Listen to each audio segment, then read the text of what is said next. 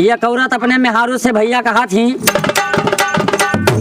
कि हमका कटरा बजरिया घुमाई दा, हमका कटरा बजरिया घुमाई दा, हमर सुंदर सजनावा कटरा बजरिया घुमाई दा, हमर सुंदर सजनावा।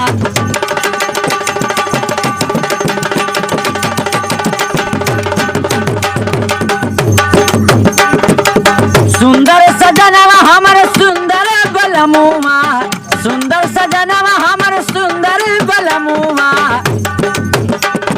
या कौना बजरिया घुमाई दा, ओ हमर सुंदर सजनवा कटरा बजरिया घुमाई दा, हमर सुंदर सजनवा।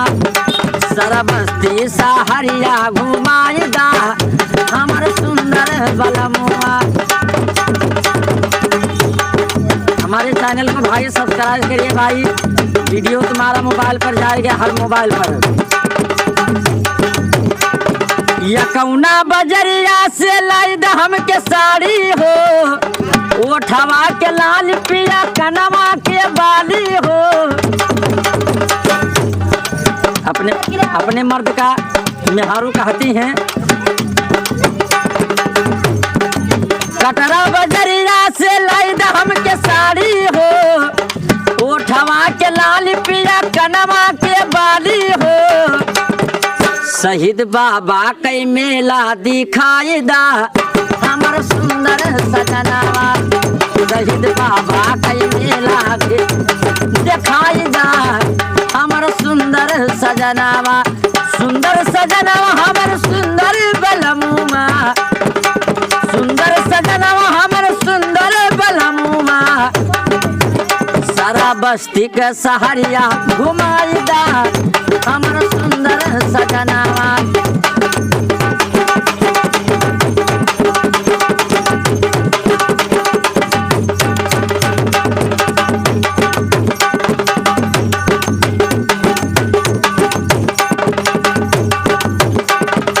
पतिया हमारे तन मान मोर रानी हो,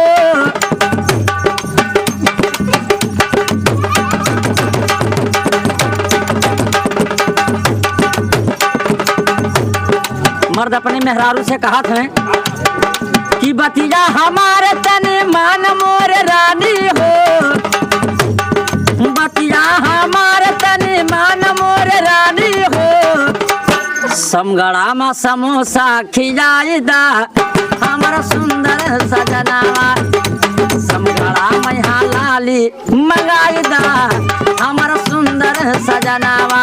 सुंदर सजनवा हमर सुंदर बलमुआ, बहिराज के जिलवा देखाई दा, हमर सुंदर सजनवा।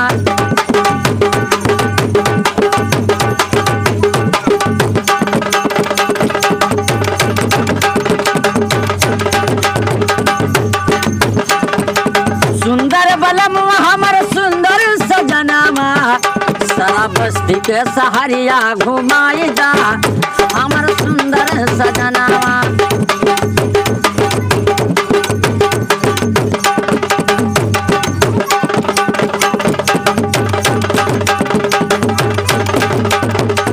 बसंत पंचमी के लागे शहीद बाबा के मेला हो, बतिया हमारे तनी मान मोर राजा हो। हम कहलुआ पराठा खियाई दा, हो हमर सुंदर सजनवा, हलुआ पराठा खियाई दा, हमर सुंदर सजनवा।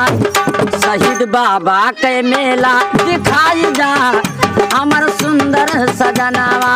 लाली पाउडर की में मंगाई दा, हो हमर सुंदर सजनवा। सारा बस्ती सहरिया घुमाई दा, हमर सुंदर बलमुआ।